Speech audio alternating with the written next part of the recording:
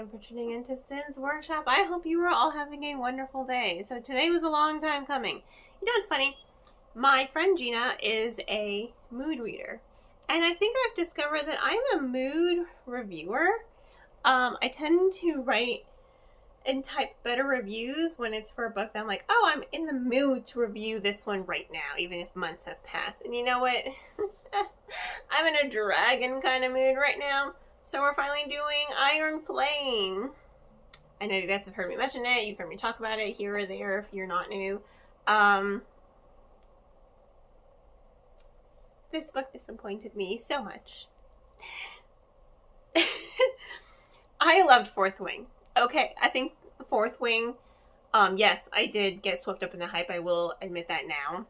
When I finished reading it, Fourth Wing, I gave it 5 stars. Thinking back, I'm like, you know what? Nowadays, I think I would give it like 4 stars. I think I just kind of got swept up in it. In all of the, ooh, dragons! I mean, I'm always reading dragons. I'm the token dragon girl. But I love dragons. I don't have to tell you. Look, I even got Puff the Magic Dragon here. I have a dragon blade here. I have more dragon blades scattered throughout my bookcases. But I love dragons. I think I did get swept up in a little bit, and I think that did affect how I read the book and absorbed it, and reviewed it. And I, thinking back, I still like it a lot. I think now I'd probably give it 4 stars, and I would still say it was worth the hype for a couple of reasons. You have a character that is dealing with chronic health issues and has to come up on top of it and not let them define him. I really do think it had really good, strong characterizations, character dynamics. I did like the way the world was established. You have a war college with dragons. So, I was super excited for Iron Flame. I was so disappointed by that book. I think me giving it 3 stars is me being generous, to be perfectly honest. I have a friend who loved the first one, and then she ended up DNFing it. She ended up not even finishing it. She's like, I still haven't finished that book. And I'm like, yeah. It was a struggle for me, too. I read the first book in like 6 hours. The second book took me twice as long. I used the Bookly app to track my reading. So I'm like, oh my god. It dragged. And I think that's my biggest problem with the book, is it drags. It just drags.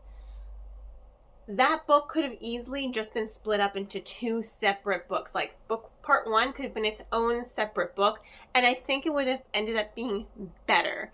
Because a lot of my issues stem with the regression with characterization and those character dynamics. Violet became so whiny and hypocritical. I just couldn't stand it anymore. Her relationship with Xaden, and this is throughout the book, it suffered greatly. The first book was all about him treating her as an equal, him lifting her up, him pushing her to believe in herself without needing validation from anyone else. That was a really good, solid relationship. Here, it became so codependent, it, bordered on toxic. And I was not a fan at all. You can see I'm getting a little heated. It was, you guys should have seen me at the book club. The Kiss and Tell book club. I got a little heated. I had to walk away. Which was okay because I was working at the moment anyway. But it was such a hindrance, and it was repetitive as well. It was so repetitive. We didn't really even get to delve into the things that they were supposed to be learning their second year at school. We didn't even get to really delve into that. I wanted more. And I think if Yarrows had actually split the book into 2 books, she could have devoted more time to focusing on those character dynamics and enriching them instead of it coming off as repetitive and just terrible. And you want to know something else? Considering how the whole book ends with Xaden's POV, he gets one chapter like at the end. splitting it up into 2 books, I think, would have been the golden opportunity to give Xaden his own perspective in part 1 without dampening the pacing, without ruining it, and then you got to see a little bit more. And it would have been, I think, a clearer introduction as well to the Griffins and the world he's a part of. Because him being a part of the Griffins, I mean, that wasn't like a jaw-dropping moment. I was just like, oh, cool. We already know they exist, you know, but I think it really would have benefited if it had just been 2 separate books, because I finished reading it, right? And I'm like, how the hell is she going to get 5 books out of this? At this rate, the pacing, it seems like it's going to be 3 books. You know, I just could not. It was just so repetitive. It really was. And I think Violet and Xaden, their whole relationship, I mean, this is a romantasy. So the romance of the book is, you know, pretty essential. Romantasy is fantasy books with, you know, heightened importance on the romance aspect of the storytelling. So, you know, I kind of have to evaluate the romance aspect of it. It's a romantasy, but that romance, I was so tired of them.